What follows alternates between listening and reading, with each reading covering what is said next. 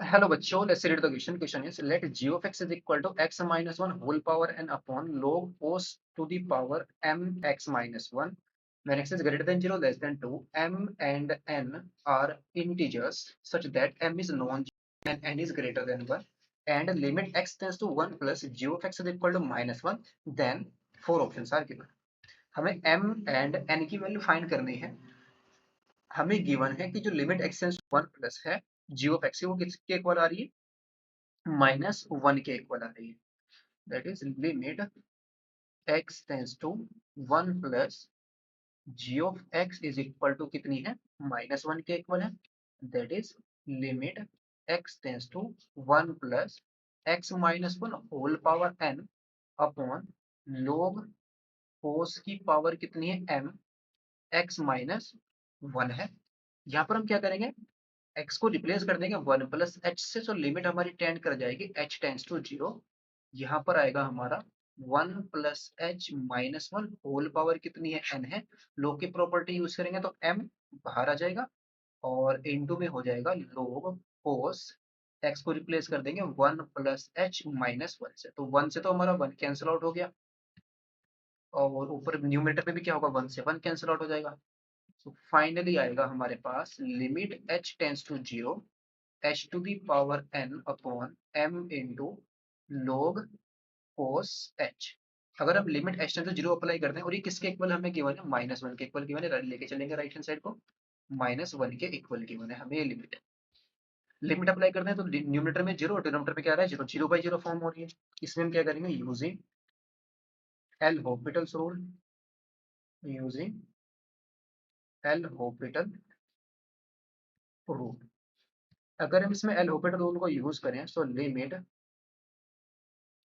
h tends to 0, numerator का derivative करेंगे with respect to h. That is ये आएगा n into h to the power n minus 1 आएगा upon m into log cos h का derivative आ जाएगा 1 upon cos h और into में cos h का डेरिवेटिव आ जाएगा माइनस का sin h आ जाएगा और ये लिमिट किसके इक्वल है? माइनस 1 के. This implies limit h tends to 0. Finally हमारे पास बचेगा n into h to the power n minus 1 और अपॉन में हमारा m इंटू माइनस का tan h. इसमें हम क्या करते हैं?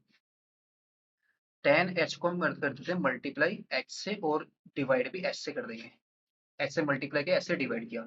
ये मल्टीप्लाई वाला हम यहाँ पर लेके चले जाएंगे. इस h माइनस 1 को हम डिवाइड करेंगे h से, तो फाइनली हमारे पास आ जाएगा limit h tends to 0 n into h to the power n minus 2 हो जाएगी अपॉन में हमारा है माइनस का m into ten h upon h है और ये किसके इक्वल है? माइनस 1 के इक्वल है. ये लिमिट हमारी क्या होती है? h टेंड्स टू 0 पर ये लिमिट आ जाएगी हमारी 1 के इक्वल आ जाएगी. तो फाइनली हमारे पास बचेगा limit h tends to 0 minus का n अपॉन m और into h to the power कितनी है? n माइनस 2 है और ये किसके इक्वल है? लिमिट हमारी 1 माइनस 1 के इक्वल है. तो यहाँ पर अगर हम इसकी लिमिट अप्लाई कर देते हैं h टेंड्स 0 पर, अगर ये 0, अगर h की पावर कितनी है? n माइनस 2 है. अगर h की पावर n माइनस 2 हमारी क्या है? ये पावर अगर 0 ना हो तो यहाँ पर h वाला टर्म बचेगा. नेगेटिव नेगेटिव अगर ये पावर नेगेटिव हो गई तो 1 अपन नीचे चले जाएगा, लिमिट डिफाइन होगी. लेकिन यहाँ पर लिमिट हमारी एग्जिस्ट कर रही है जो कि किसके इक्वल आ रही है? माइनस 1 के.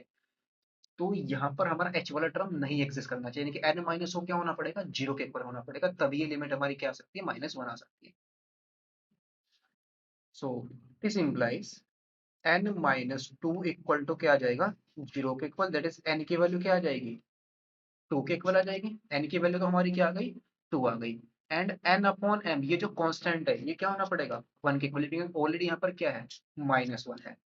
अगर n माइनस 0 हो गया तो ये तो वैल्यू 1 बन गई, तो इसको भी 1 बनना पड़ेगा. n minus n upon m को, सॉरी, ये भी क्या होना चाहिए? 1 होना चाहिए. n की वैल्यू हम ऑलरेडी फाइंड आउट कर चुके हैं, कितनी है? 2 के इक्वल है. अपॉन में m is equal to 1. So finally m की वैल्यू किसके इक्वल आ जाएगी? 2 के इक्वल आ जाएगी. तो m की वैल्यू भी 2 आई है और n की वैल्यू भी कितनी आई है? 2. तो करेक्ट ऑप्शन हमारा कौन सा होगा? Option number C. Hope you understood it well. Best of luck. Thank you.